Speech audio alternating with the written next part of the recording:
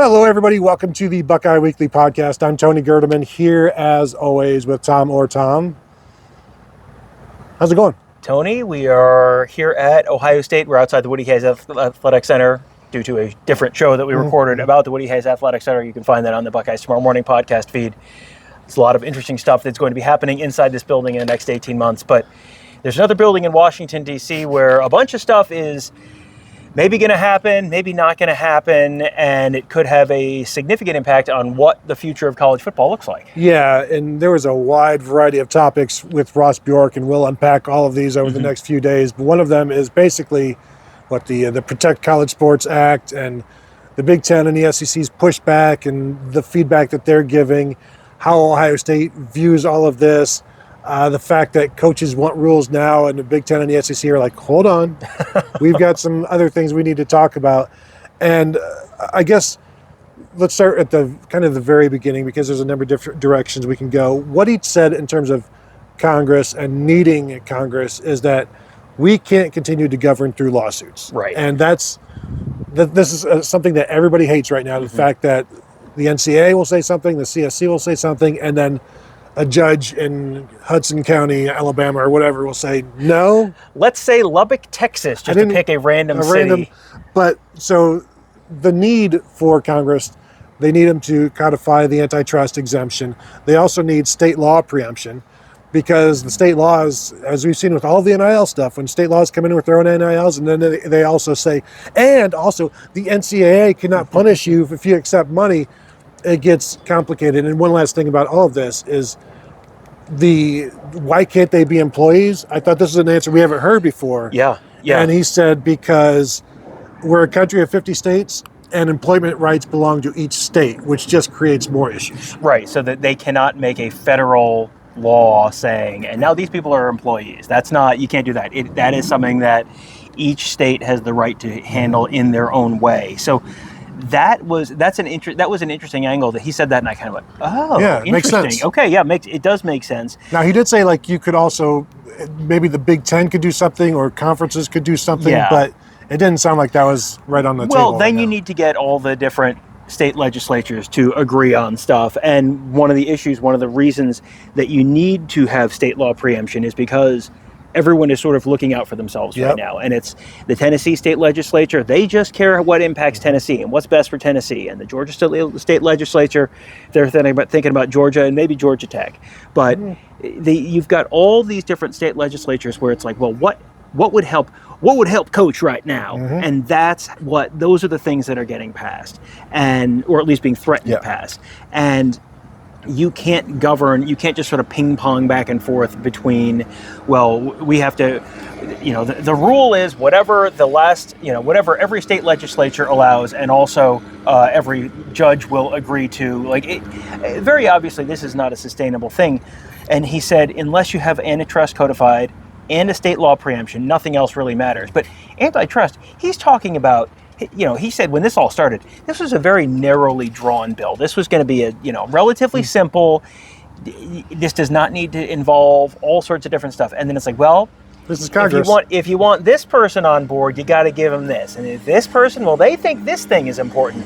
And all of a sudden now it's like, okay, now TV rights are tied up in this. Why? Well, that person thinks it's important. And now all of a sudden you have, now the Big Ten and the SEC maybe not such big fans of this bill, and so now are you going to do this without the two biggest conferences? Right, and the TV rights is an interesting thing, because part of the bill said there's a possibility of bringing all of the television rights for all of college football, all of FBS kind of together. And I've heard people say that this would be great for everybody and nobody would lose money on this. I have no idea how they think that Ohio State can make the same kind of money with you'd have to say that then Boise State is going to make the same kind of money as Ohio State, basically. Like, everybody's going to be making this, or you're going to have tiers, I'm sure, but the idea that the Big Ten and the SEC would have to possibly one day have to give up their television rights, it's just a non-starter. Right, and the idea that everyone's going to make more money is, even if that was true, there's an opportunity cost where you're not making as much more money as you might if you were still selling things separately. No one has a question why this is good for the ACC or the Sun Belt or the Big 12. The SEC and the Big 10, if they are tethered to all the other conferences, you probably are going to have some sort of tiered payment schedule, which I'm sure everyone will agree on, and no one will have a problem about which tier they're in. Yeah. But you're going to have these, everyone's sort of together in the same deal. Do you know that the Big 10 or the SEC couldn't make more money on going out and doing this on their own, or the two of them going out and doing this together? You don't have any idea. And Ross Bjork said, like, he's like, you're looking 10 years into the future with some of the stuff, because the Big Ten media contract with Fox runs through 2036. The deals with CBS and NBC end in 2030. So, some of this stuff is going to be up in 4 years, but none of that negotiation has started yet.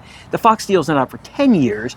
And go ahead and project for me with extreme confidence what exactly the media landscape, the college football landscape, the general economy, everything is going to look like in 10 years, and give me a real firm number on exactly how much money is going to be available. I'm going to guess you're not going to be able to do that with a real high degree of confidence. Yeah, and one of the things that he said is that the TV execs have told him there's not a lot of new money out there.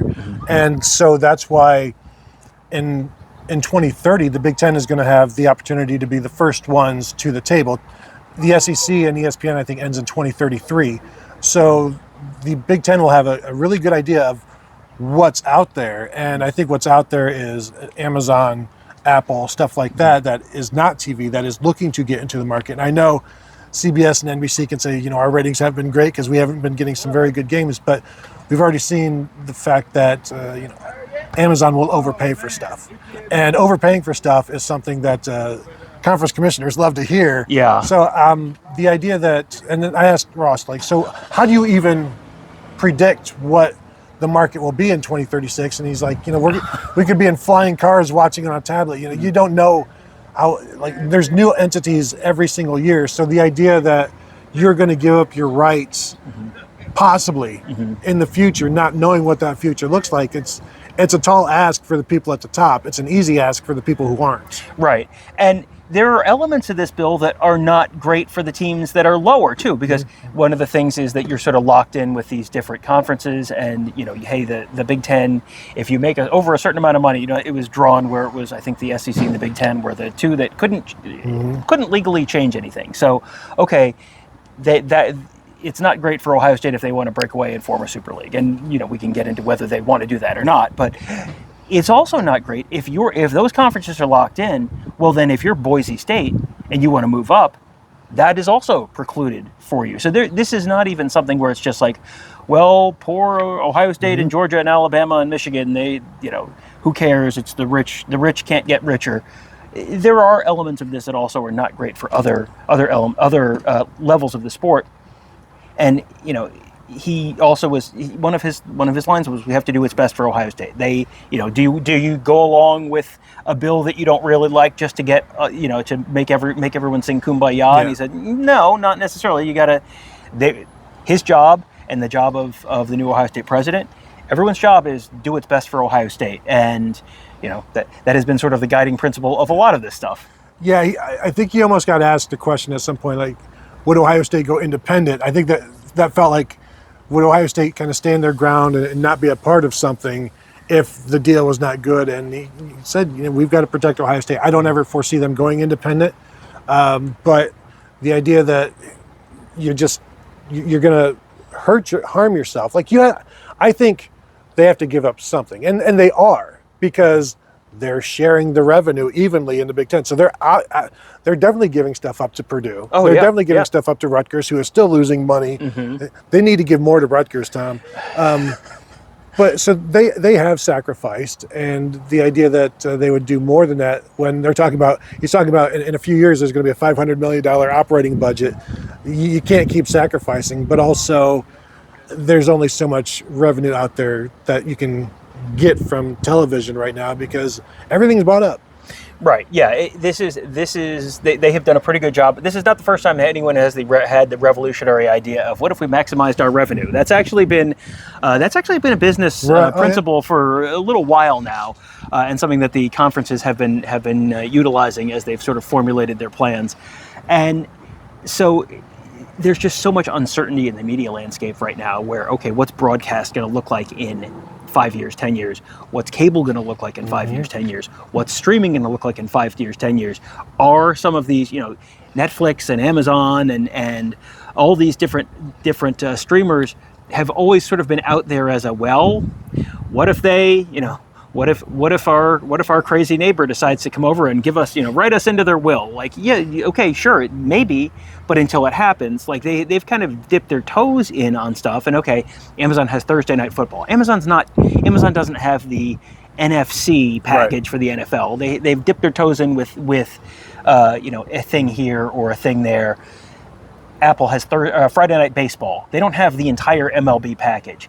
So maybe they'll be willing to do that. But are you willing to, are you making plans based on, well, certainly they're going to do that? Like, I don't think you can bet the farm on that. No, and one of the other things in terms of the revenue share that he talked about is if this bill passes, which he said they'll know a lot more in the next 6 weeks after the Big Ten has given them, Big Ten and SEC, which they've done. They've given their feedback, and they have not really necessarily heard anything back yet. So we'll see how that goes, and then the back and forth. And obviously he's hopeful that something's going to get passed. Meanwhile, you've got all of these Big Ten coaches and SEC coaches who want something passed so that they know how to operate, and their conference leaders are still like, well, we need to figure out all of this other stuff. And so you've got this, there's frustration, but that's not new based on everything going on. But Ross Bjork did say if the bill passes, they need to revisit the revenue sharing aspect of it, and rather than it's 22% of the average revenue over the autonomous 4, they would like to revisit that. Ross said ideally, and if he could, and maybe they can at some point, he would make it 22% of Ohio State's football revenue or athletic. Like, I think total athletic revenue was what he was saying.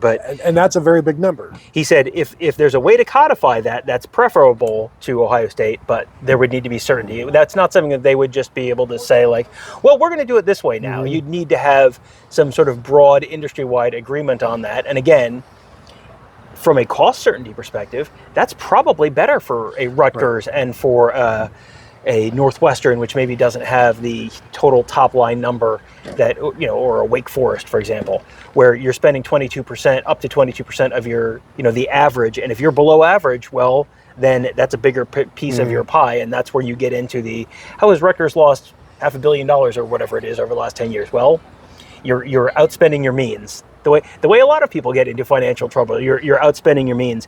So, there's an argument for that. Would Greg Schiano like that, to have Ohio State be able to then spend 22% of their thing? No, probably not. And then you get into are these two teams really on the same level? Right. That's a whole separate conversation.